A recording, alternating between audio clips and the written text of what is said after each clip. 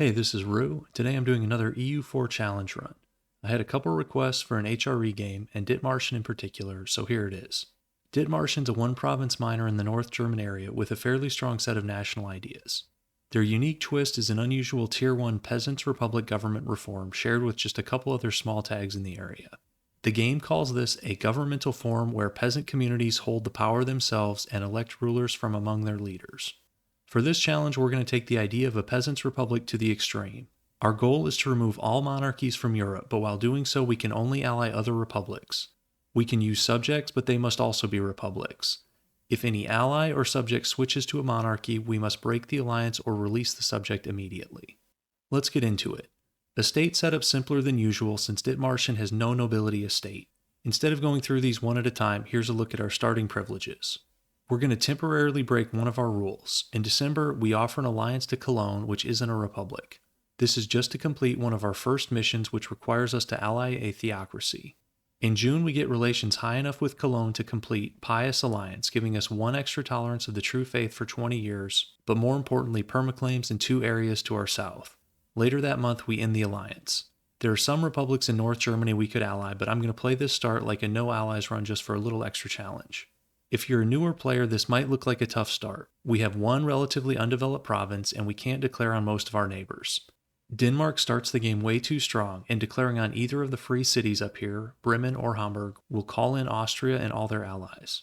Any expansion is going to have to deal with the drawbacks of being in the HRE, increased aggressive expansion, and the Emperor sending us constant unlawful territory demands.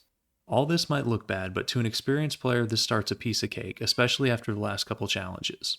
Being in the HRE means we're safe from external threats like Denmark, at least in the early going, and we start in the Lübeck trade node, which is one of the best in the game.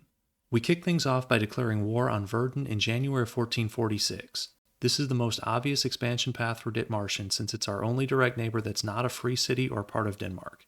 Verden's allied to the free city of Bremen, which is perfect for us. Verden takes the first fight, but for some reason Bremen doesn't follow. We have a 0.4 morale advantage as well as twice the troops, and we get a stack wipe. We can't fully siege Verden due to the fort in Bremen, so periodically I have to pull troops off the siege to pick off enemy regiments as they finish training. In November of 1446, we engage a combined enemy force and we're able to stack wipe Bremen's army as it retreats. We finally capture Bremen in December of 1447 after a siege of almost 2 years. We immediately annex Bremen with full gold. In the early game, this is the only realistic option for taking free cities. Since they're not a co-belligerent, the AE is a painful 35, but this is a really good province and we're going to need it for this run. With their ally gone, we march into Verden's last province and rout their army. In September of 1448, we get our first unlawful territory demand from the Emperor. We're going to get a whole lot of these, so let's talk about them for a second. In a normal run, you can usually avoid unlawful territory demands by allying the Emperor and keeping relations high. Since we can only ally republics, and a republic can never be the Emperor, we'll never be able to ally them, and we'll just have to eat the penalties for declining. The province modifier is pretty bad, but at least it eventually drops, I think after 10 years. The stacking negative opinion modifier with the rest of the HRE is what really gets you, as we'll see later. We're going to decline every single unlawful territory demand we get this game. We finished the siege of Verden in February of 1449 on a 35% tick. Just like Bremen, we fully annex them and take max gold. Our next target's Lüneburg, allied to Stettin, and we declare in March. For some reason, they only have one regiment, which we easily overrun. Stettin isn't able to get mill access, and we finish the siege of Lüneburg in January of 1450 after an uncontested siege. We're able to get access through Brandenburg, and we engage Stettin's army in February, routing them completely, blockading their coast and starting to siege their capitals enough to get them to pay us 50 gold for peace. I look at the Lüneburg peace deal, and we're already in danger of running into the most fun part of an HRE run. Coalitions. However, a bunch of these nations are right on the 50 threshold, so we wait a little bit. As usual, we've taken out a lot of smaller loans to fund our army, so we do the usual debt restructure in August of 1451, taking out larger 1% burgher loans to pay down our smaller 4% bank loans. We make peace in January of 1452, taking the province of Lüneburg, gold, and war reparations. Dragging this war out means we have to buy down war exhaustion, but that's better than dealing with a coalition. We lower autonomy in our new course, and we've conquered enough provinces to complete the mission Resist Feudalism. This is going to lower unrest and give us some more permaclaims. So we're capped for now on aggressive expansion, but that doesn't mean we're going to sit at peace, and we declare a humiliation war against Friesland in June of 1452. We get mill access and march west. With our numbers and morale advantage, we easily stack wipe the Frisian army. In November of 1452, our ruler comes up for re-election again. I think republics are a bit underrated in EU4. There are definite drawbacks, lower absolutism, not being able to royal marry, get PUs, and so on. But the ability to promote and keep 666 rulers will let us generate an absurd amount of mana points this run. We finish the siege of Friesland in June of 1453 and move south to siege their ally. In October, we head back to deal with a sieging army in our land, as well as a rebel stack that had spawned, which we end up fighting back to back. Friesland surrenders unconditionally in November, and we choose to show strength in the peace deal. This gives us 20 prestige, 30 power projection, and 100 of each monarch power. In August of 1454, we get a mill access request from Poland, who's at war with Denmark and its allies in a war for Swedish independence. Ever since the Scandinavia DLC, it seems like Sweden's able to pull insane diplo to support its independence. In this case, Sweden has Scotland, Poland, Lithuania, Bohemia, and even Muscovy, which means Denmark's game is functionally over. We take advantage of Denmark's misfortune, declaring war on East Frisia in December. Denmark dishonors, leaving just Oldenburg. We blitz into Oldenburg, getting an almost immediate stack wipe. We've built some additional ships, a mix of galleys and light ships which are enough to give us naval supremacy. We head back to our capital to fight off the East Frisian army, which had come south from Denmark. This isn't a stack wipe, but they're forced to retreat north. In August, I check the dynastic map mode, which gives us an idea of what we're up against in this run. Monarchies show up with a dynasty name and color, while republics and theocracies are in gray. As you can see, we have our work cut out for us. We finish sieging both provinces around the same time in September of 1455. We make peace with Oldenburg first, humiliating them and taking gold and war reparations. We make peace with East Frisia as well, only taking gold and war reparations. We could have taken this province without creating a coalition, but we don't have transports and I prefer to keep our provinces connected. Between declining unlawful territory and lowering autonomy, we're basically guaranteed to fight rebels within the first few years of taking new provinces. In February of 1457, we add an estate privilege, promote burghers' bookkeeping. I meant to enact this at the start, but I forgot. We need to buy inflation down, and this will make that process much cheaper as well as saving us on interest. In October of 1459, we choose our third government reform. I like going with frequent elections for a couple reasons. First, it lets us build up stats on rulers faster. And second, if our ruler picks up bad traits while in office, we can dump him more quickly. In general, my rule for the early game is to keep rulers with good traits until about age 60.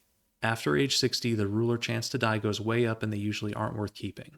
Stacking yearly Republican tradition modifiers can be really strong, and later on we're going to re-elect nonstop without losing much Republican tradition. We take out a few more loans to embrace the Renaissance in January of 1460, and we tech up across the board. Admin 5 lets us pick our first idea group, and this is a no-brainer for a small HRE nation, espionage ideas.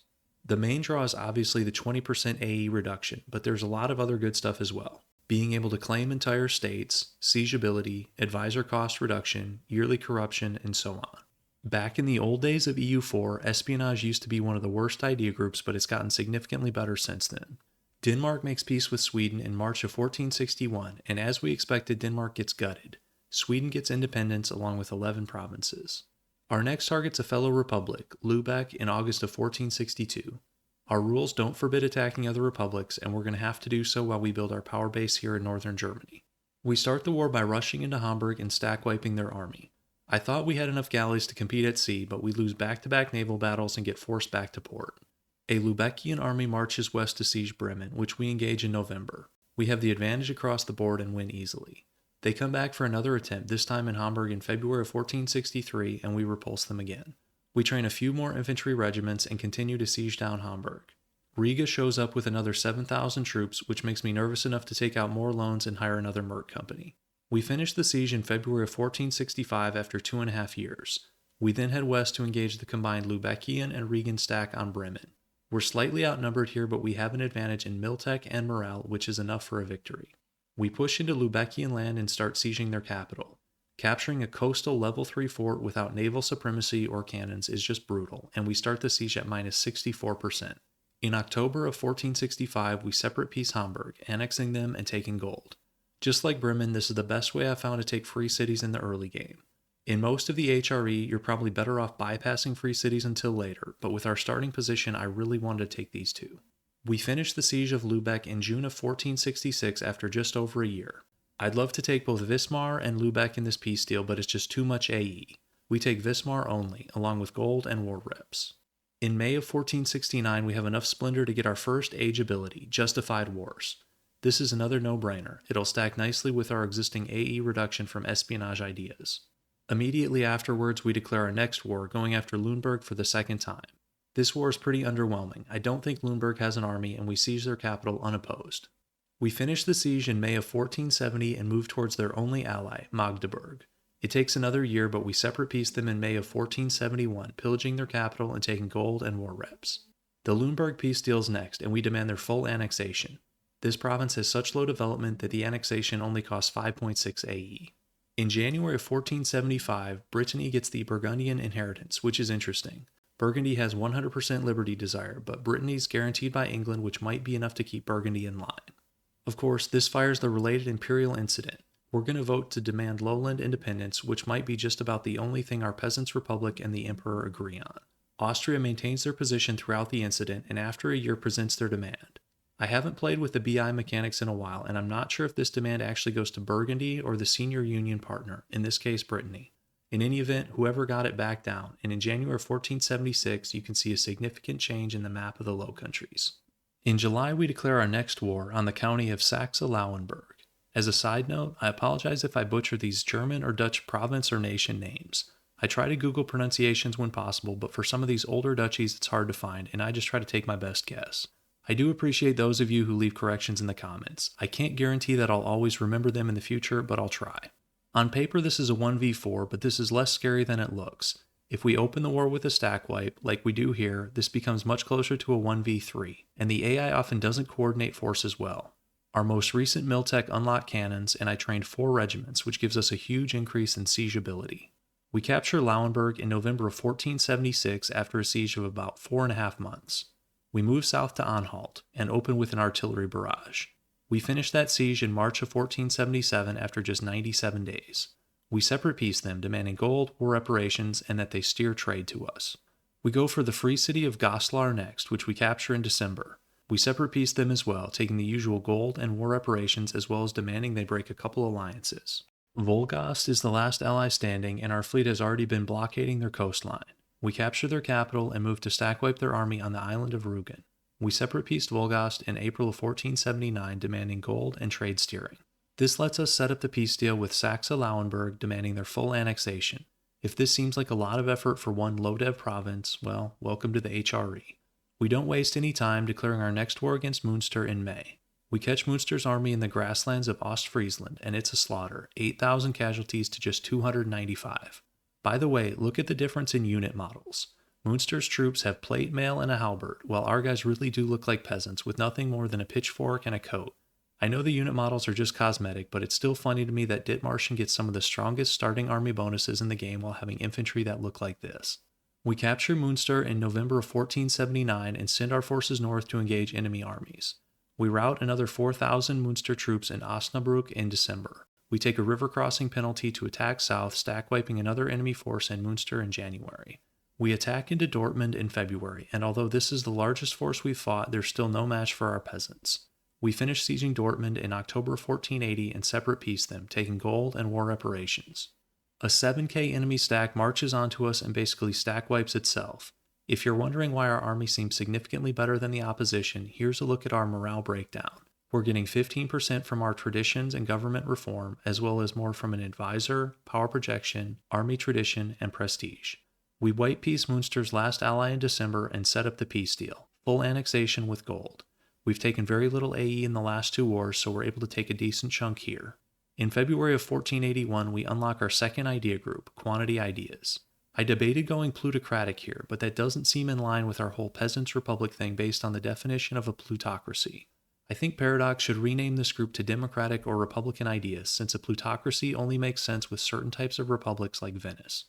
Our next war is against Utrecht, which we declare in November of 1483. Their army falls back, and we win a few naval engagements before capturing their capital in August of the following year. Utrecht's only ally is Brittany, but they still have a decently strong Burgundy and a PU. Burgundy's liberty desire is still 100%, so they're probably just going to defend their own territory. Rather than spending years trying to siege our way through Burgundy and Brittany, we make peace with Utrecht in September, taking the province of Oversticht. We go after our North German rival Brandenburg next in December of 1488. They have 3 allies, so we hire the Grand Company prior to declaring war. Our plan is to go after Friesland first, and we catch their army in the woodlands of Oversticht and rout them easily. We take the Frisian capital in July of 1489 after a 6-month siege. Unfortunately, Brandenburg gets lucky and takes Hamburg on a 7% siege tick. We separate piece Friesland, forcing them to annul treaties with several allies and pay the usual gold and war reparations. We then head back to retake our fort in Hamburg, which ironically enough we also get on a 7% tick in October. Enemy forces have begun sieging Bremen, and we march west and take a battle in December. Brandenburg ditches their ally and marches east, which lets us stack wipe the Saxon forces. We catch a combined enemy stack in Lüneburg, and although it's not a stack wipe, it's still an easy win. Brunswick offers a 5k stack as condottieri to Saxony, which isn't the best move with our entire army a province away. We march south to siege Saxony next, and we take the fort in Weimar in June of 1490. We head even further south to take the capital fort in Ansbach in November. We separate piece Ansbach, forcing them to end their alliance with Brandenburg and pay gold and war reps. We capture the Saxon capital of Dresden in October 1491, which lets us separate piece Brandenburg's last ally. We pillage their capital, force them to end their alliance with Brandenburg, and take gold and war reps again. Finally, after 3 years of war, we have a 1v1. We retake Hamburg in June and immediately engage Brandenburg's army in the woods of Lauenburg. We take Berlin in November 1492, and Brandenburg's ready for peace. We humiliate them, pillage Berlin, take 2 provinces, and gold and war reparations. The ink's barely dry on the Brandenburg peace deal when we declare another war, this time on Denmark. Denmark's having a rough go of it. They're already at war with both Muscovy and Poland due to questionable alliance choices, both the Teutonic and Livonian orders. Both orders are occupied and dishonor their alliance with Denmark, leaving just Lübeck and Norway. I thought our galleys might have a chance if we fought on an inland sea tile, but between Norway and Denmark they have 6 heavies and that's not happening. We capture Lübeck in September of 1493, and a month later we rout their army in the woods near Rostock. We separate piece Lübeck in March, humiliating them, forcing them to end their alliance with Denmark, and the usual gold and war reps. Most of Denmark's already occupied by Poland, so we have to wait a year and a half to actually start occupying provinces. We capture the Danish fort in Kolding in March of 1496, and march northeast to engage a combined enemy force in the grasslands of East Jutland. Unfortunately, without naval supremacy, occupying the Jutland Peninsula is about all we can do. I move our army south to bait enemy forces back across the strait, which lets us take a second battle in East Jutland in September of 1497. We're able to do the same thing 2 years later, giving us another 5 war score. We max ticking war score and make peace in March of 1501 after a 9-year war. We take 5 provinces and a small amount of gold. We go after Friesland for the second time, just weeks after ending the Danish War. We target their capital fort first and capture it in September of 1501 after a 5-month siege. We head east and stack wipe a Brunswickian army that had been trying to siege Lüneburg. It's back to Friesland, and we stack wipe a combined enemy force of almost 14,000 troops. Some of these smaller wars and battles are getting non-competitive, so I'll pick up the pace unless there's a particularly noteworthy battle. We separate piece Friesland's first ally in May of 1502. In March, we embrace a parliamentary system. This feels appropriate for a peasants' republic, and one of the major cons of this reform, disabling the nobility estate, doesn't apply to us. The first issue we pass is a good example of why I like parliaments. Support the war effort gives 1 stability and 10-year bonuses to manpower recovery speed and monthly war exhaustion. We separate piece Brunswick in October of 1503, taking 1 province, gold, and forcing a couple alliance breaks. I don't usually take provinces from a secondary war participant, but in this case I want to put a fort here and the dev is low enough to only create 7 aggressive expansion. We make peace with Friesland shortly afterwards, taking 1 province. We've conquered enough provinces in the Frisian area to complete another mission, mutual aid. This one gives us 200 diplo power. We're also able to complete one of the generic missions, the creatively named Build Buildings, giving us 50 admin and some tax income for 25 years. In December of 1504, we make our first long-term alliance of the game with the Serene Republic of Venice. Now, as far as republics go, the Venetian system's probably about as far as you can get from a peasant's republic, but in a continent dominated by monarchies, we can't get too picky. We declare our next war in January of 1507 against the county of Berg. We call Venice, even though we don't really need them, they might speed things up a bit. We separate piece the free city of Dortmund in August, and we end the war with Berg in March of 1508, taking the province of Ravensburg. Later in March, we take our next step into the big leagues, building our first 5 heavies. Galleys are fine for fighting in the Baltic, but to project power into the North Sea and beyond, they aren't going to cut it. We go after Lübeck for the second time in June. Lübeck only has 1 ally, but they're in a trade league, which means we have to fight a small swarm of mostly free cities. We open the war by rushing Lübeck and ordering an artillery barrage. We're up to 10 cannon regiments, and with naval supremacy, we're able to take the fort in just 47 days. We get the sack event and choose the army professionalism option. For the purposes of brevity, I'm going to start skipping separate peace deals that don't involve taking provinces. We eventually make peace in October of 1511, taking the province of Lübeck. We could have waited a bit longer and gone for a full annexation, but that would have put us on the edge of a coalition, and we have another target in mind. That target's Denmark, and we declare for the second time just a month after making peace with Lübeck. We attack Brandenburg first, and after taking Berlin, we head north to engage their army in the woods of Uckermark. To show how dominant our forces are right now, here's a battle we take in May of 1513. As a side note, shouldn't we have a -2 crossing penalty for this battle? After taking the capital, we move south to take out some Danish rebels. Here we do get the expected -2 crossing penalty, but I'm not sure what's different about this one. Let me know in the comments if you have an explanation. In June of 1515, we finally get enough privateers in the Lübeck trade node to complete another of our unique missions. This one gives permanent claims to an area we've already conquered and cored. We've met the requirements for the next mission as well, the Battle of Hemmingstedt, but this one gives a 20-year army morale boost that we don't really need right now, so we'll save it for later. I stretched this Danish war out much longer than necessary while waiting for our AE to tick down. We're getting strong enough that we could fight a small coalition, I'd just rather not have to. There are ways to expand in the HRE with less AE. For example, using vassals and core return or reconquest, but in this game I went for a more brute force approach.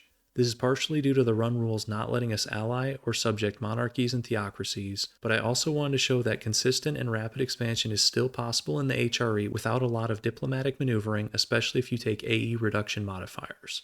We finally make peace in January 1517, demanding Denmark's full annexation. We're still in the process of coring Danish provinces in June of 1518 when the PLC forms. Poland, Muscovy, and the Ottomans are all doing well this game. It looks like we'll have no shortage of monarchies to fight as we go forward. Speaking of which, we elect a new ruler in November of 1519, and this guy gets what has to be one of the coolest traits in the game, Protector of the Little Folk. And no, this is not from a mod. If you haven't seen this trait before, that's a sign that you need to play Peasant Republics more often. The Protestant Reformation fires in February of 1520 in an OPM on the edge of the South German region. As a peasants' republic in North Germany, I feel like converting to Protestantism is basically required this run. But before we do so, we're going to have to spend a bunch of mill points to buy up our Republican tradition and increase stability. Once that's done, we embrace Protestantism and start converting our provinces. Since we're the second nation to convert, we get a Protestant center of Reformation in Ostfriesland. Our next war is against Calenburg in July of 1522, and here we see the biggest drawback of switching to Protestantism, dealing with Catholic defenders of the faith. If we were doing a standard Unified Germany type run, this wouldn't be that big of a deal, but for a Destroy All Monarchies in Europe run, we're going to be seeing a lot of this. We unlock our third idea group in January of 1524, and I'm going to pick something a little different, innovative ideas. Inno ideas are good on their own, but like trade ideas, they have some really good policies as well. Normally, I would have taken admin or religious here, but as we'll talk about in a little bit, this isn't going to be your standard maximum expansion blob run. In November of 1524, we start our golden era. We haven't needed it yet, but U4 is a snowball game, and I tend to like taking golden eras earlier rather than later. There's one upside to being at war with the Catholic defender of the faith, being able to declare on other Catholic countries. EU4 doesn't let a nation fight you in multiple wars simultaneously, so England will only be involved in the first war. We declare on one of the Dutch minor tags in January of 1525. Over the last few years, I've shifted our navy to heavies, and last time I checked, we have the most in the game, giving us naval supremacy even against England. Occupying their French holdings and blockading London's enough to get England a separate peace in March of 1526, which lets us set up the peace deal for the annexation of Calenburg. Later that month, we declare our third and final war against Lübeck. We end the Dutch War, taking another province in the Low Countries. In December of 1526, we pick our first Protestant aspect of faith. I used to stack military modifiers here, but against the AI we don't really need them, and we're going to spend most of this game with the AE reduction, Republican tradition, and dev cost bonuses. We make peace with Lübeck in mid-December, demanding their full annexation. We have the option to form two different nations at this point, Hanover or Lübeck, which would give us a bunch more missions, but we're not going to do that. I know I mentioned it before, but I get a kick out of these Dithmarschen unit models. Watch our armies drill here in June of 1529. I think Ashley Schaefer would call those powerful thrusts. We declare our second war on Brandenburg in January of 1533. Brandenburg's allied to Hungary, but we call in Venice, so they should keep each other busy. We occupy Brandenburg without much trouble, then head south to help with Hungary. We capture Pest in June of 1534, and in October we stack wipe a Hungarian army laying siege to the Venetian fort in Ragusa. In February of 1535, the Reformed religion becomes available, spawning in central Norway of all places. We make separate peace with Hungary in April, pillaging their capital and demanding gold and war reparations. We reach a peace deal with Brandenburg at the end of October, taking 5 provinces. I do a Diplo check in May of 1536. Spain's having a great game, with a large chunk of northern Italy and really strong allies, Portugal, Austria, and the PLC. Spain's currently in the process of winning a unification war against Naples. I should have been keeping a closer eye on things here. Unknown to me, Naples actually has an event that switches it to a republic, which they took. By the time I notice, they're already at minus 55 war score. I offer an alliance anyways. Republics need to stick together, but I think Naples takes a peace deal with Spain before they can call us to arms, and they end up forced into the PU and monarchy, which is unfortunate. We turn west for our next expansion, declaring our second war against Utrecht in November of 1536.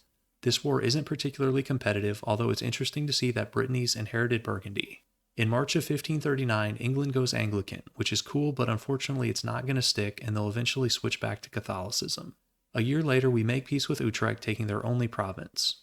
We now own 5 provinces in the Low Countries region, which is enough to start monthly ticks towards the Dutch Revolt disaster. Before we get into the specifics of the Dutch Revolt, let's talk for a second about our goal for this run and how I plan to get there. We want to kick all of the monarchies out of Europe, but there's a couple ways we could do that. The most straightforward way would be to just conquer Europe for ourselves and our subjects.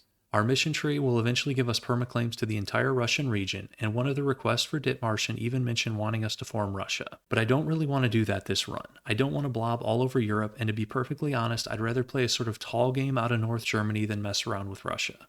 So what's the other idea?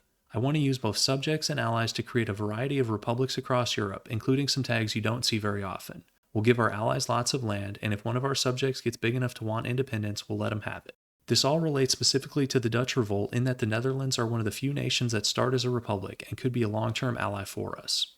Now, if you're playing normally, the easiest way to dodge this disaster is to just move your capital into the Low Countries region, which stops it completely. But we're not playing normally, and we're about to just give away 5 provinces in the best trade node in the game. The revolt fires in July of 1541, and I'd be happy to give the rebels what they want, a free, independent Netherlands, but unfortunately the game's not going to make this easy for us. We lose 2 stability, and the game spawns 55,000 rebels, which is fairly impressive for 1541. In October, Oversticht also revolts, adding another 8,000. I let the rebels siege down our provinces, but they seem stuck in the south, and I can't accept demands because technically these are still local rebels. In June of 1543, another event fires that's going to have major ramifications for us, the Great Peasants' War.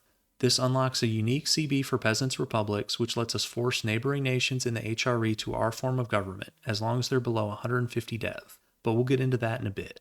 For now, we need to figure out how to let these Dutch rebels win.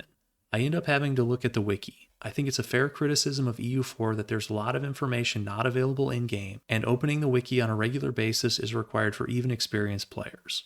In this case, it turns out I need to destate this area to get autonomy to 90%. On the next month tick, we get the event we're looking for. Netherlands declare independence. Now the next part of this event chain involves the Netherlands declaring war on us, which is unfortunate. This also triggers an imperial incident, which lets the emperor intervene in the war on behalf of the Dutch, stay neutral, or on our behalf. Given that we've rivaled Austria and declined at least 25 unlawful territory demands, I think the odds of Austria intervening on our behalf are slim. I opt to make peace with the Netherlands before Austria can jump in. The game calls this a war for independence, but technically they're already independent, and all we have to do to end the war is send some gold. In hindsight, there was almost certainly a better way to handle forming the Netherlands, whether that was creating a Dutch subject, feeding them the necessary provinces and releasing them, or just allying a Dutch minor and helping them to form it on their own. Our approach worked fine in the end with one exception. Forming the Netherlands this way never actually removed them from the HRE, which means they'll start picking up unlawful territory malices like everybody else. This will have consequences later. Still, in December of 1543, the Netherlands are willing to accept an alliance with us, and along with Venice, they'll end up being one of our major partners throughout this game. In February of 1544, we put our new CB to use, declaring a peasant revolt war against Hesse. This is actually a pretty good CB, giving 75% aggressive expansion, which is on par with Deus Volt or even imperialism. There's a decision related to the Great Peasants' War. If we're able to convert enough HRE nations to peasant republics, we can trigger an imperial incident, forcing the emperor to decide between allowing concessions to the peasants or trying to crush them. In April of 1544, Holland joins the new United Netherlands. This is one of the reasons I wanted the Netherlands to form. They can get a bunch of free provinces in the Low Countries with these Join the Republic events. Friesland follows suit in October. They'd been made into a free city by the emperor, which would have made them a bit more annoying for us to take. The Netherlands pick up their last Dutch minor in December of 1545, gaining another 4 provinces.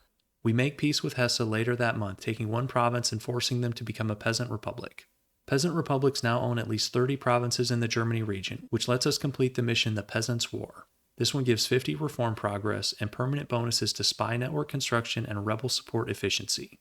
Our next target's Cologne, and we declare in January of 1546. We call the Netherlands as our ally, and a month later we declare another war, this time on Cleves. We make peace in the Second War first, in January of 1547, taking their only province. My plan is to split land on our western border by region. Low Countries to the Netherlands, North Germany to us. The most annoying part of these wars is having to march down to Portugal to separate peace them, which we do in October of 1549. We make peace with Cologne later that month, taking 1 province and forcing them to also become a peasant republic. We declare another peasant revolt war, this time against Brunswick in June of 1550. They only have 1 ally, so we're able to end this war in just 8 months. Instead of forcing them to change their government, we annex them. Later that month, we declare another war, this time against Saxony.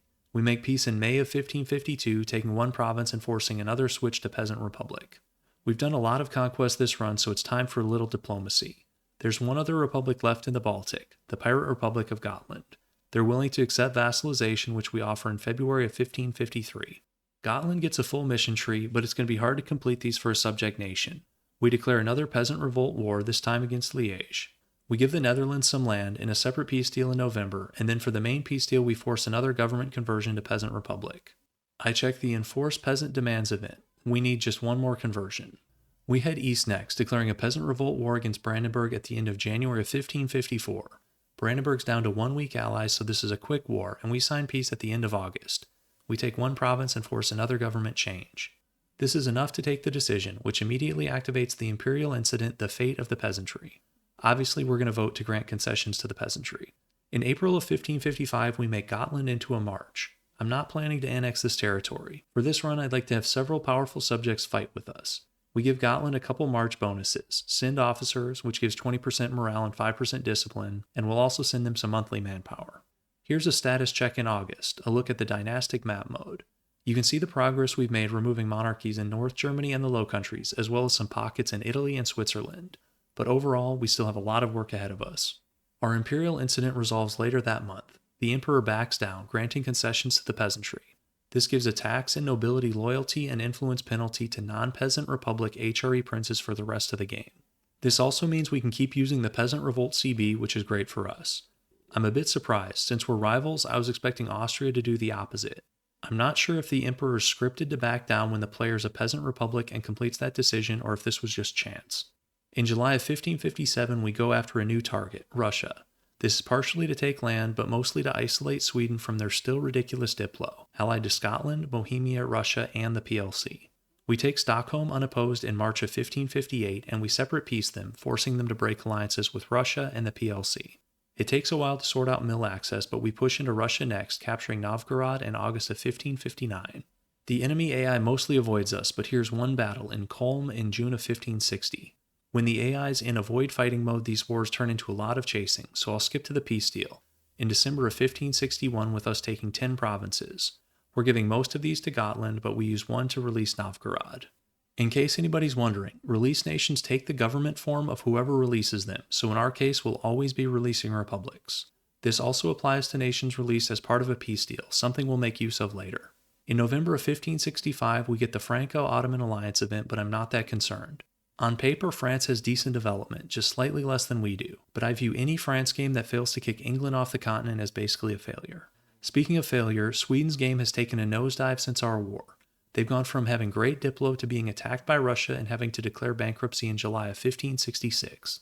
The peasants of Dithmarschen are nothing if not opportunistic, so we jump on the chance to attack a weakened and allyless Sweden, declaring in May of 1568. We have to wait a couple months for the Russian-Swedish peace deal, and this is brutal. Sweden loses the entirety of Finland as well as some other northern provinces. We unlock our next idea group in October, and I go with quality ideas. Between national ideas, quality, and the quality NO policy, we'll be able to get a 35% boost to our infantry combat ability, which is really good. The rest of quality is useful as well: ship durability, naval morale, artillery and cav combat ability, and discipline. Sweden's a husk of themselves at this point, and the war is a piece of cake. We make peace in September of 1569, taking 8 provinces split evenly between ourselves and Gotland. My plan is to split the land to our north based on the borders of the Lübeck trade node. The Evangelical Union event fires at the end of April of 1570, and of course we immediately join the Protestant League. The League War is a lot of fun, even as just a participant, and this game gives us the rare chance to actually lead the Protestant League, which is even better.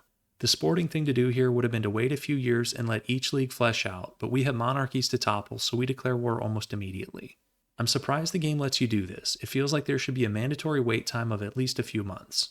Our side has to be favored. We have France, ourselves, Venice, the Netherlands, and a small swarm of Protestant HRE miners. Still, Austria isn't helpless. They've taken most of Bohemia, they have some decent allies, as well as a PU over Hungary. We head for the heart of Austria, capturing Prague and laying siege to Vienna while Austrian armies engage our allies in central Germany.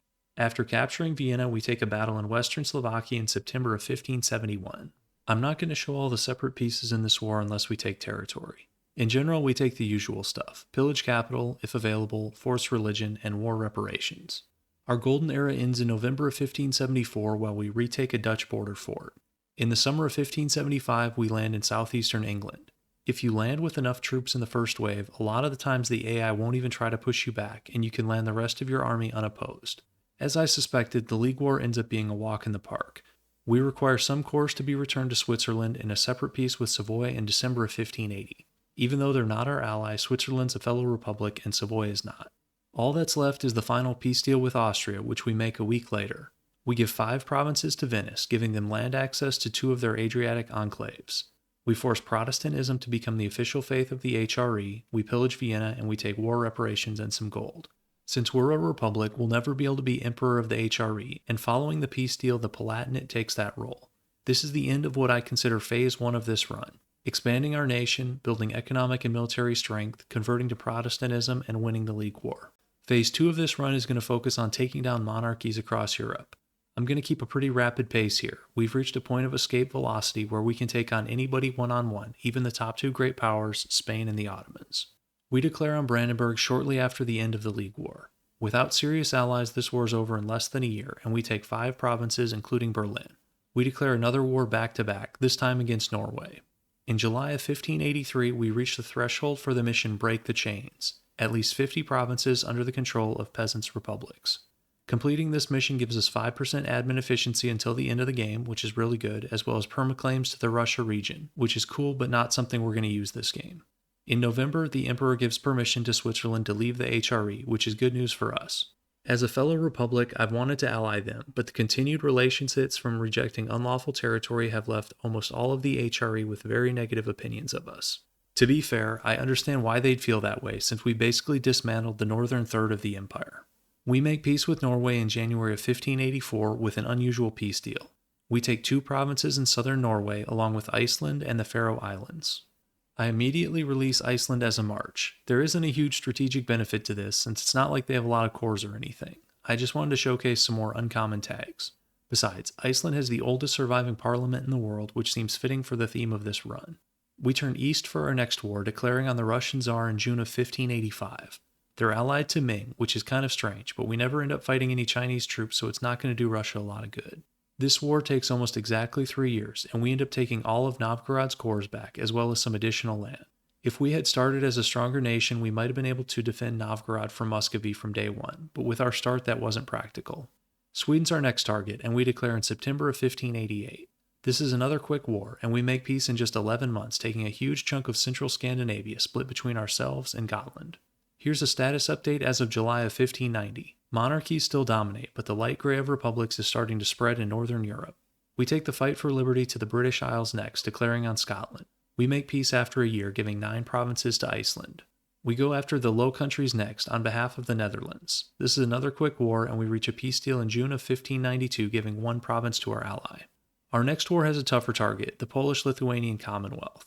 Fortunately, Spain dishonors their alliance, and the rest of their allies are pretty weak. In human hands, the PLC would be a decent matchup, but under AI control, not so much. The biggest battle of the war is here in Wisna in November of 1593. We have equivalent discipline but a major morale advantage and emerge victorious. After a few more losses, PLC forces end up retreating to the island of Ocel, where we corner and rout them in the summer of 1595. The war is basically over at this point, but it takes another 2 years to conquer enough forts and land for the PLC to accept our terms. We take 6 provinces, 5 in East Prussia and 1 by Russia that we hand over to Novgorod. Norway's next, and we declare in August of 1597. We make peace in February of 1601, giving all Norway's remaining provinces to Iceland. Sweden's the last original Scandinavian nation standing, but their time's running out. We declare our third and final war in February of 1602, and their surrender takes less than a year. We split what's left of them between our marches, with 4 provinces going to Gotland and 1 to Iceland. We go after our former North German rivals next, Brandenburg. I haven't been showing many separate peace deals, but this one's especially notable. In April of 1609, we force Austria to release their PU over Hungary. In EU4, Austria gets a lot of power from PUs, most often over Hungary and or Bohemia. Breaking these can really set back Austria. We make peace with Brandenburg immediately afterwards, taking all of their provinces except 1 and vassalizing them. I have a plan here. Since we're in the HRE, we're locked to duchy government rank unless we become emperor or elector. We can't become emperor, and there's no way anybody's going to give us electorship, so we'll have to take it by force, which we can do if we have an elector as a subject. For our next war, we turn east again, declaring our third war against Russia. I know I've mentioned it in previous videos, but the AI is just so bad at handling Russia in this game. I'll show just one battle in Vologda in November of 1611. Russian discipline is a respectable 115%, but they just don't keep their forces together effectively or reinforce in a timely manner. Here's a look at the great powers as of May of 1612. We've moved up to third, but we're still well behind Spain and the Ottomans, who have both had monster games. Just like the previous war, Ming is technically a participant, but we never see any of their troops and we white peace them in September. We end the war in the summer of 1613, ejecting Russia from Finland, Karelia, and pushing further into the Russian interior.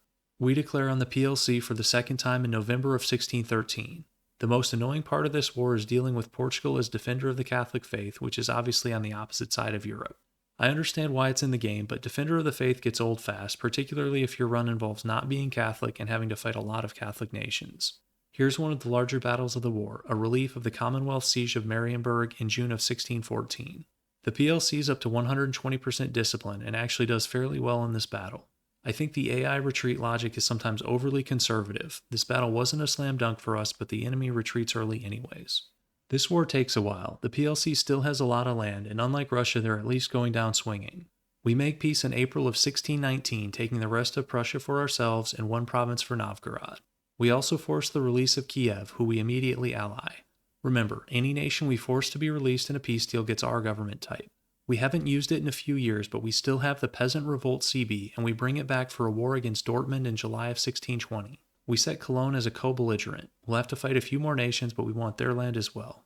We fully occupied Cologne within 6 months, and we separate pieced them in January of 1621, demanding their full annexation. We annexed Dortmund within another 6 months. Our next target's Lorraine, which we plan to split between ourselves and the Netherlands. This puts us at war with France, but this isn't a particularly scary France game. I'm not sure if their armies are in the New World or what, because they put up almost no resistance, and we separate pieced them in May of 1623. We pillage Paris and take a single province on the Mediterranean coast. We make peace with Lorraine in October, taking 1 province for ourselves and 2 for the Netherlands. Now that we're at peace, we can release our next subject, Provence. Our truce with Austria is finished, and we declare war in May of 1624 with a new CB, Claim the Electorate. I wanted to take land in England and Brittany, so I set them as co-belligerents, but this turned out to be a dumb idea. I don't think I've ever used the Claim the Electorate CB before, and it turns out taking provinces is disabled. Still, we're able to wrap this war up relatively quickly, making peace with Austria in August of 1627. This peace deal transfers electorship from Brandenburg to Dithmarschen, letting us immediately promote from Republic to Grand Electoral Republic, which at the very least sounds much cooler. We're overdue to go after the top 2 great powers, Spain and the Ottomans. The biggest issue has been getting a CB, but we now have a way in with Provence. We declare our first war on Spain in July of 1632. This war is a bit of a slog. Spain has 8 max-level forts in northern Italy alone, which take over a year to siege down. Savoy has even more, and then we have to march north to keep the Netherlands from getting sieged. Here's a pretty large battle in Utrecht in January of 1635. We don't start sieging an Iberian fort until November of 1635, a full 3 years into the war. It takes another 2 years, but Spain's finally ready for peace by Christmas of 1637. We give 6 provinces in northern Italy to Venice, and we take 1 in southern Italy, which we use to release Naples. Between our allies and subjects, we're way over on Diplo slots, but that's fine. I do miss the nobility estate sometimes. It'd be nice to be able to run strong duchies to get another 2 Diplo slots. One drawback of playing with so many subjects and allies is that sometimes you have to clean up their messes.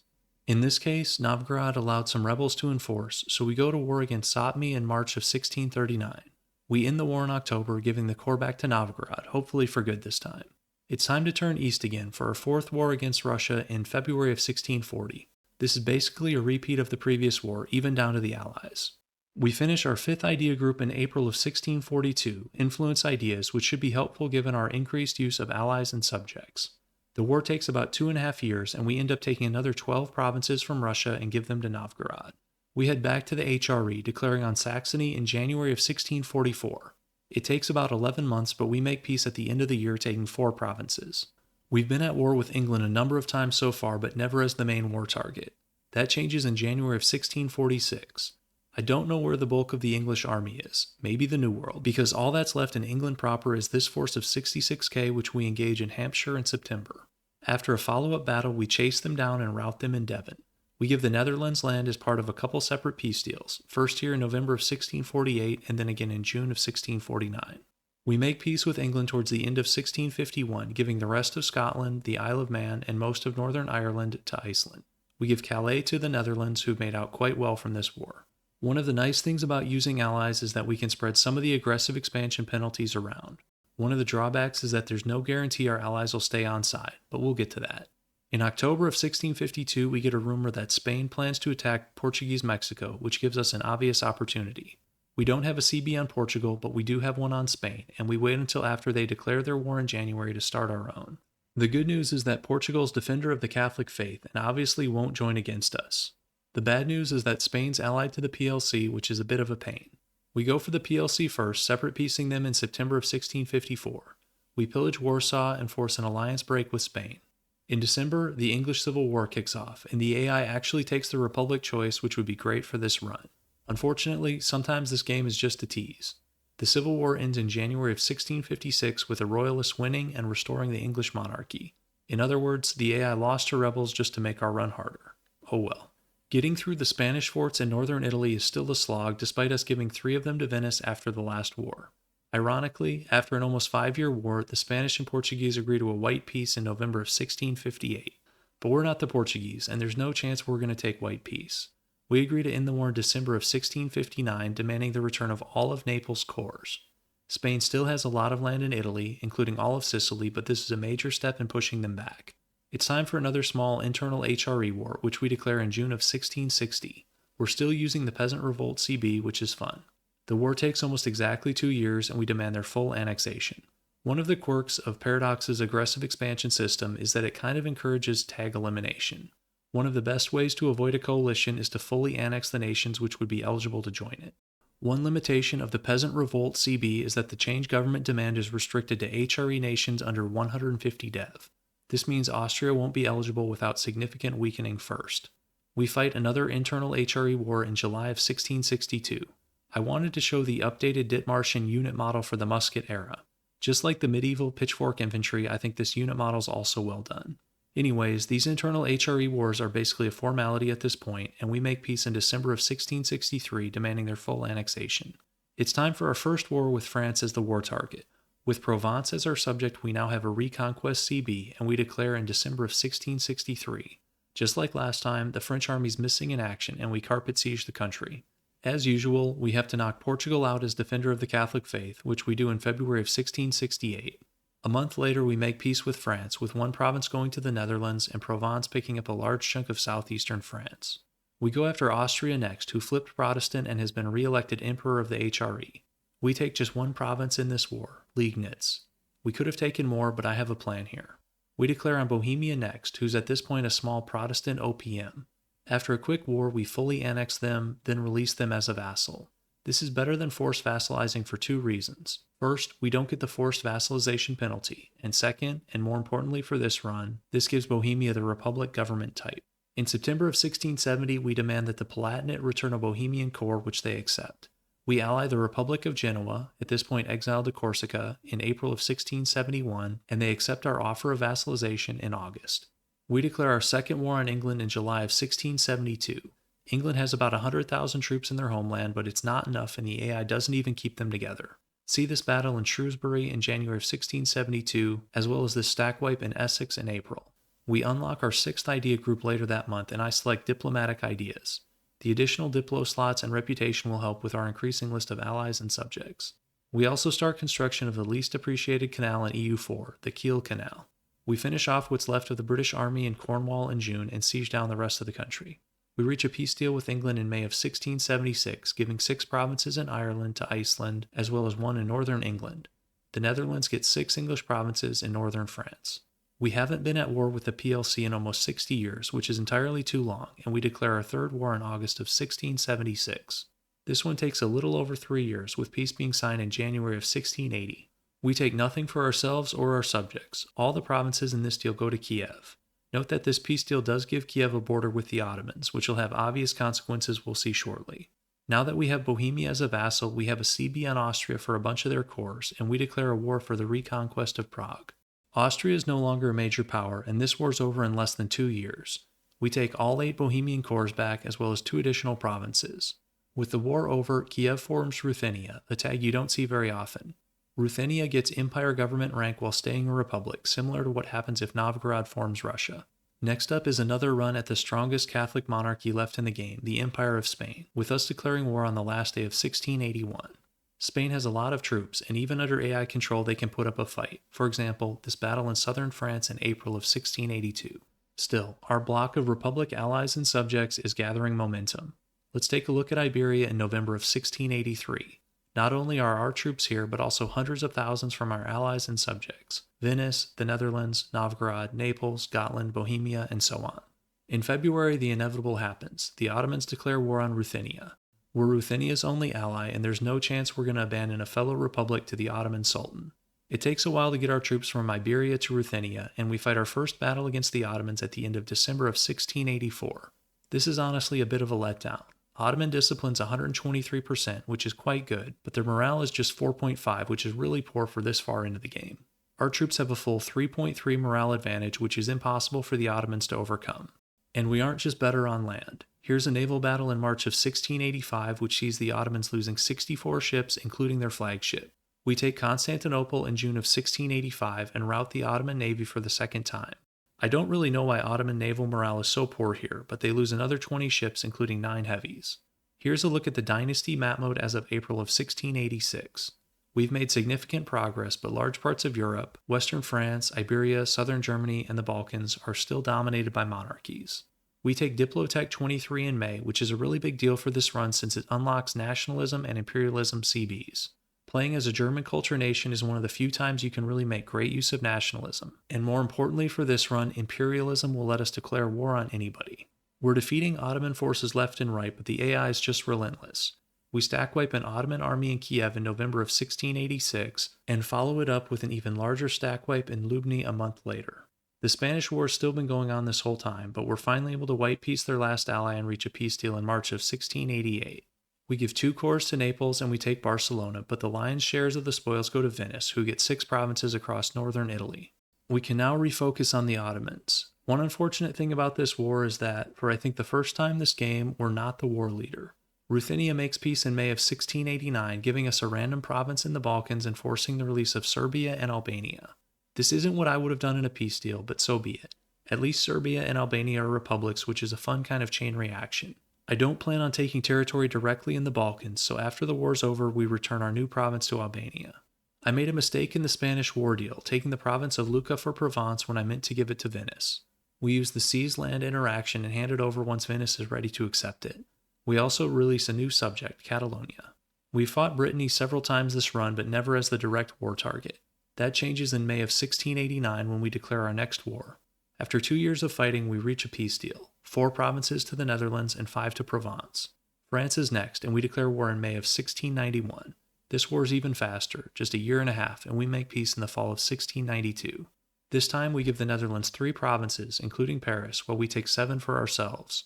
I meant Provence to have these and not us. The similarity in map color between Dithmarschen, Provence, and Venice isn't helping things, but I used the Grant Province interaction to fix it. We're on a rampage in the French region, and there's just one nation left here without a truce, England. This is another easy war, but the silliest thing is the English army's self-imposed exile to the Outer Hebrides, which we mop up in September of 1695.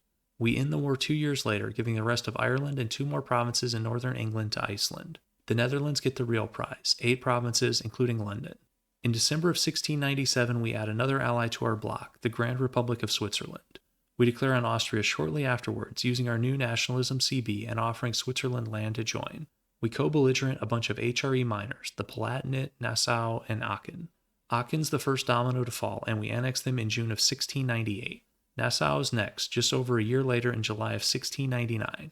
We end the war in October of 1701, taking 4 provinces for ourselves in northern Austria, including Vienna, and giving 8 to Switzerland. In April of 1702, we get yet another unlawful territory demand from the Emperor of the HRE, which is passed back to the Palatinate. As usual, we decline, but this one will finally have some consequences. It drops Dutch opinion enough to force an alliance break. Note that the game calls this an alliance break from our side, but I never clicked the button. This must be something automatically triggered at a certain negative opinion threshold. Our next war targets Spain, who despite losing 3 wars to us still have an impressive position in Iberia and the Mediterranean. Mid-war we declare another, against France in January of 1706. Note that Venice has become defender of the Catholic faith. They're going to spend the majority of the rest of the game in this role, which is going to make things difficult for us. If we can pull Venice into another war, like we're doing now, we can get around it, but that's not always possible. The only thing better than 2 simultaneous wars are 3, and we declare on Brittany in April of 1707. In September, we get insulted by the PLC, which I wouldn't normally include, but I'd never seen this one before and thought it was kind of funny. The first war to wrap up is the Spanish War, with a peace deal in August of 1708. We finally kick Spain out of France and mainland Italy, with 4 provinces going to Venice, 2 to Provence, and 4 to Catalonia. Note that Spain still has control of Sicily, Sardinia, and the Balearic Islands. We took another small HRE war in here, declaring on Würzburg. We end the French War next, in May of 1709, giving the rest of metropolitan France to Provence. France has some territory in Greenland and Africa, so this isn't a tag elimination. We finished the war with Würzburg in February of 1710, demanding their full annexation. We end the Breton War 11 months later, taking all their provinces in northwestern France and leaving them 2 on the HRE border. Next up is Mainz, and we co-belligerent the Palatinate. The goal of this war isn't to take land, but rather finally dismantle the HRE. I probably should have done this a while ago, but I didn't want to lose the Peasant Revolt CB. Now that we have nationalism and imperialism, that's less important. We capture the last capital in October of 1712, and it's finally time, the end of the Holy Roman Empire. With the HRE dismantled, we can immediately upgrade our government rank to empire, giving us a federal republic and a union of all Germanic cultures. We separate piece Siena, giving their only province to Venice. We also separate piece the Palatinate, giving a province to Bohemia. The main war ends with a white peace in November of 1712. I'm not sure how, but at some point Provence shot up to almost 100% liberty desire. In a normal run, you probably wouldn't want to do this, but this is far from a normal run, and in December of 1712, we cancel our vassalization with Provence. Fortunately, we're still on good terms, and a month later we enter an alliance with them. A quick recap of our Diplo situation as of January 1713. We have Gotland and Iceland as marches, Bohemia, Catalonia, Genoa, Naples, and Novgorod as vassals, and alliances with Provence, Switzerland, Venice, and Ruthenia. A couple Balkan miners want to join our bloc, and of course we welcome them, offering vassalization to Serbia and Albania. Vassalizing Serbia gives us access to a reconquest CB on Hungary, and we declare war in April of 1713.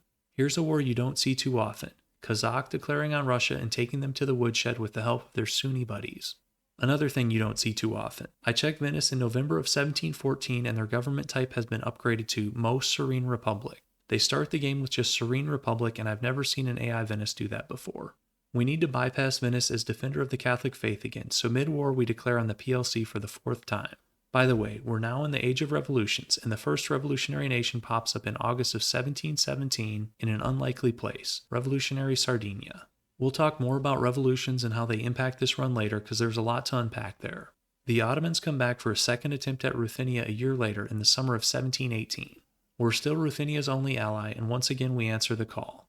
We separate piece Savoy in August of 1718, requiring 2 corps to be returned to Genoa. A month later, we make peace with the PLC, giving 3 provinces to Bohemia and 9 to Ruthenia. We end the Hungarian War around the same time, returning 5 corps to Serbia and forcing the release of Bosnia and Croatia. We can now focus once again on the Ottomans. We siege Constantinople without difficulty, then move on to relieving the siege of a Serbian border fort in July of 1719. The Ottomans are so huge that this war turns into whack-a-mole. When we push into the Balkans, the Ottomans attack Ruthenia. When we go back to defend Ruthenia, the Ottomans surge back into the Balkans. The Ottomans also retreat early from large battles instead of reinforcing. See here in Terek in December of 1721 and again in Tarki a month later.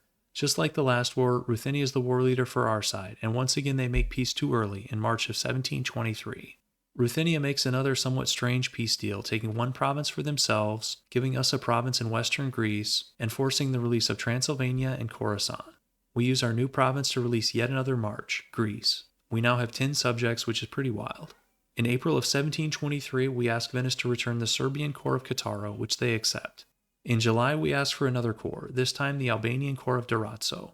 Here's a look at the revolution map mode as of February of 1724. Sardinia is the only nation to embrace it so far, but there's a center of revolution in Madrid that could be a sign of things to come.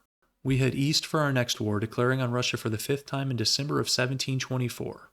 As you can see, Russia is a husk of themselves, having lost wars to Kazakh, Transoxiana, Japan, and others.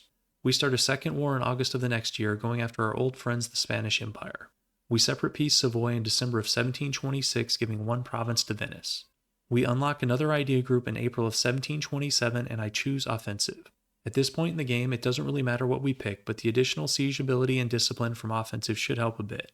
We make peace with Russia in November, giving 10 provinces to Novgorod. We then declare on England almost immediately.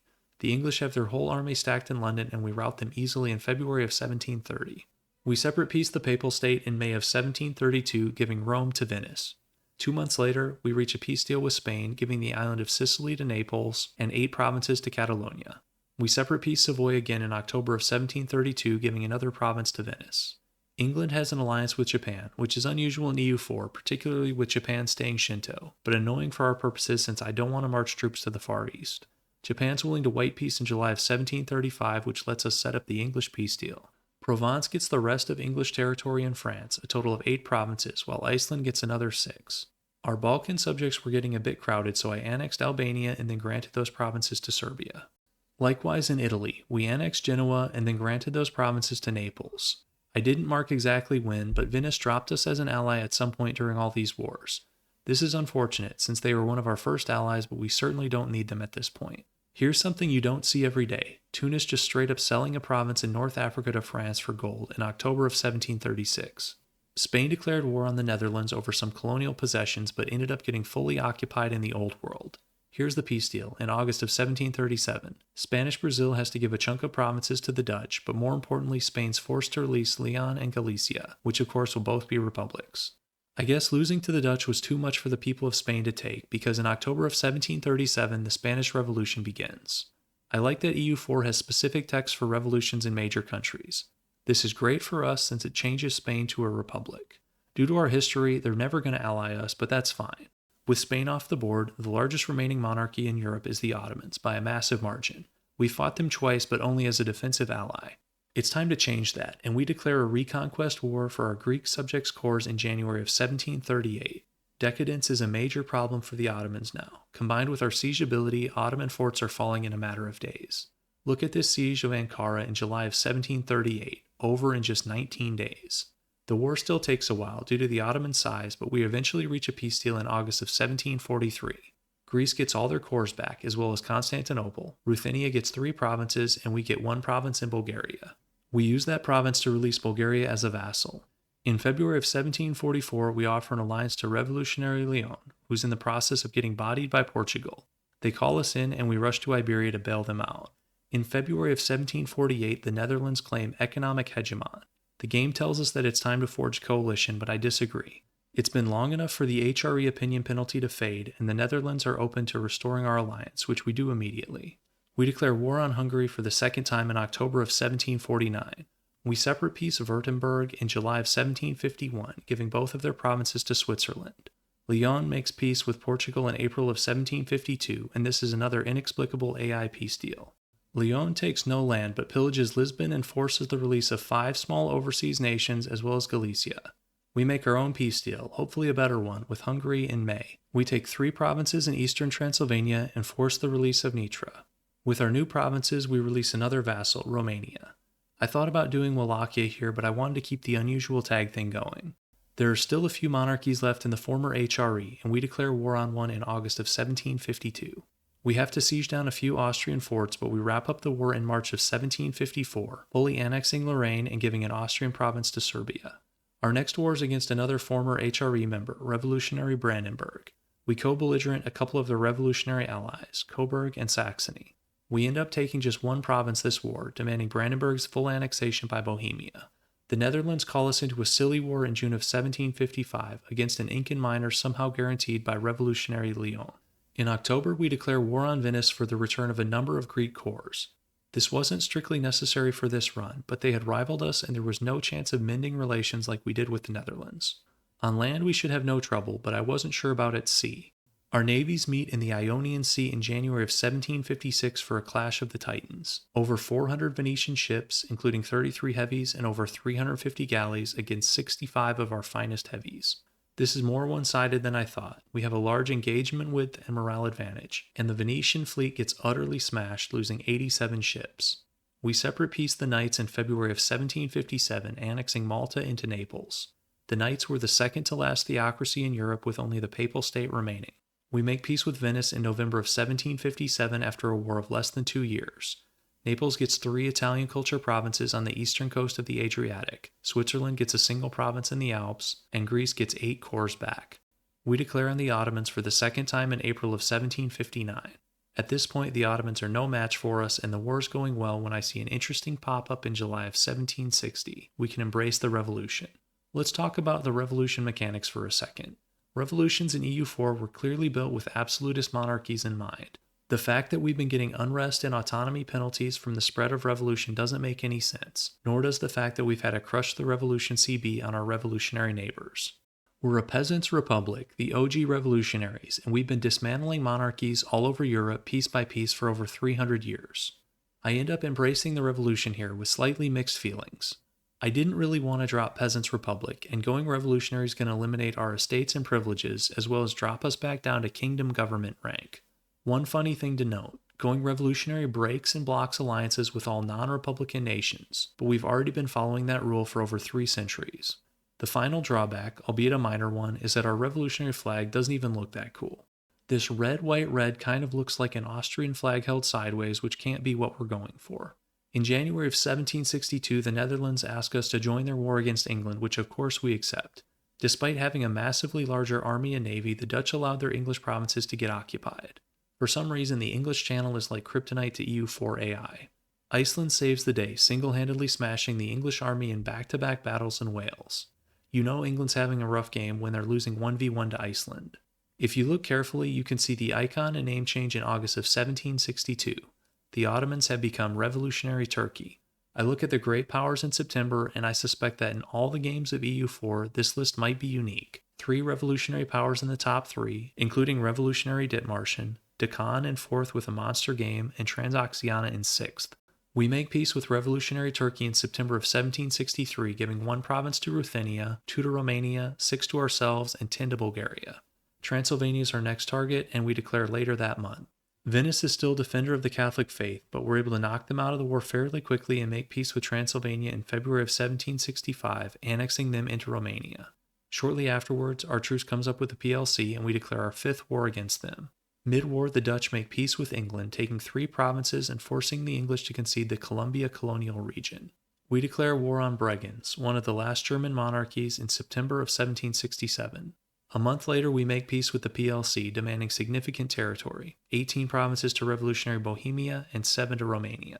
We make peace with Bregenz in May of 1769, taking 7 provinces for ourselves and 1 for Switzerland. This gives us enough grain provinces to complete the mission, the conquest of bread, giving us a 20% goods produced modifier for the rest of the game. We already have enough universities and manufactories to complete the next mission as well, the means of production.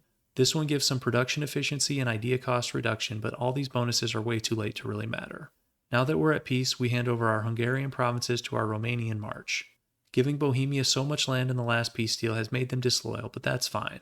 We're here to break the chains of tyranny, not make our own, and we release Bohemia from vassalization in June of 1769. Just like Provence, we ally Bohemia the following month. We're due another war, and this time we go west, declaring our first war in Portugal in August of 1769. We fought Portugal at least a dozen times, but only as an enemy ally or defender of the faith. We declare 2 more simultaneous wars, first against Austria and then against Savoy. We annex Frankfurt in November of 1771 and Beirut in August of 1772.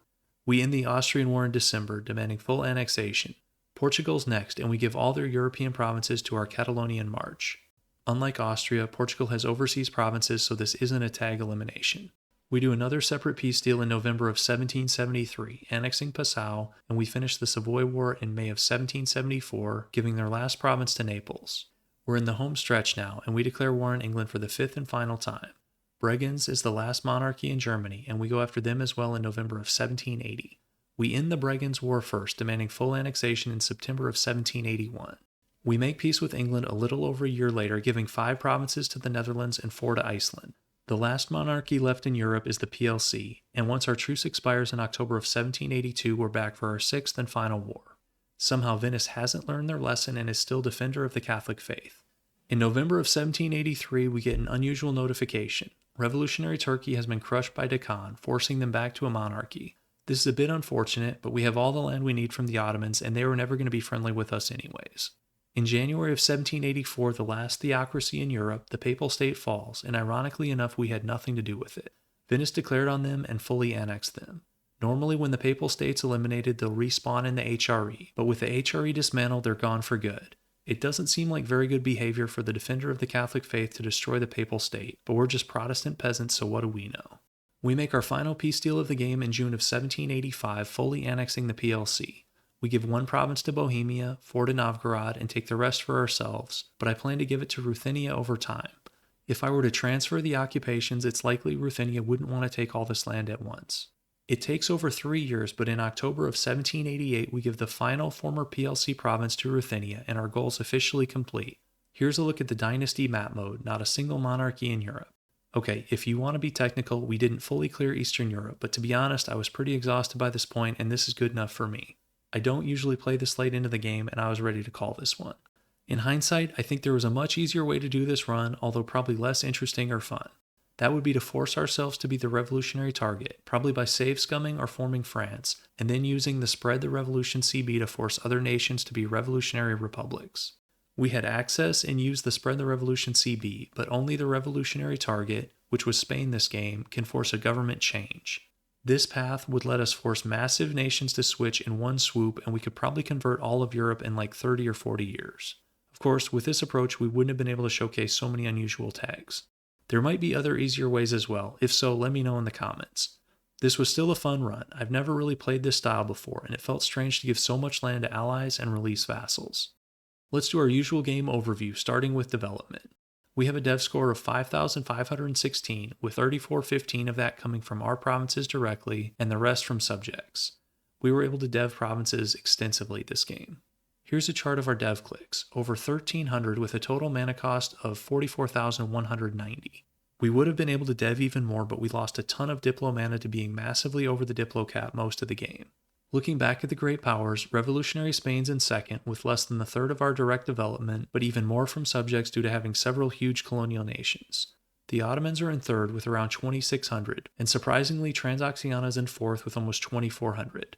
This has to be one of the strongest Transoxiana games I've ever seen.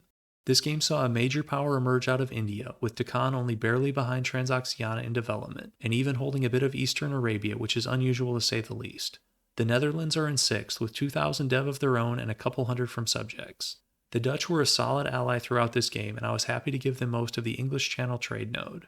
Malacca's in seventh with around 1,500 dev, and Venice is in eighth with around 1,450. Venice was a very useful ally in the early and mid-game. It's just a shame they had to break our alliance and become the Catholic defender of the faith so much. Looking at the New World, Spain dominates in terms of colonial nations, especially North America. A couple of these were close to breaking away. If we wanted to support independence, we could have made that happen. Portugal's colonies did declare independence: Cuba, Mexico, Chile, and Peru. Looking at Africa, this looks like a pretty decent game from Timbuktu and Kilwa. The Ottomans did some major damage in East Africa, conquering down through the Horn. Although if I kept playing, I think these rebels would enforce and we'd see some nations come back over here. China's quite fragmented, but India's the opposite, with a huge Shia Deccan, which is kinda cool. I also have to shout out Japan for a solid game. The culture map mode is basically the same as it was in 1444. Culture conversions weren't a priority this game and sort of felt against the spirit of a peasant's republic. The religious map mode shows a Protestant-dominated Europe with a handful of Catholic holdouts in Venice and Iberia and a reformed Switzerland. Here's the final idea set, with the last group unlocked but nothing chosen. And here's a look at our economy, which is the second richest in the world behind the Netherlands. Shockingly, Transoxiana is the third richest nation in the world ahead of Venice. And lastly, here are the in-game stats. We went 266-1 in our wars, with the only defeat being our intentional loss to the Netherlands to give them their independence. These combat stats are obviously bugged. We both killed and lost a ton of soldiers this game, and the same with naval units. Anyways, that about wraps this one up. If you enjoy this sort of content, feel free to like and subscribe.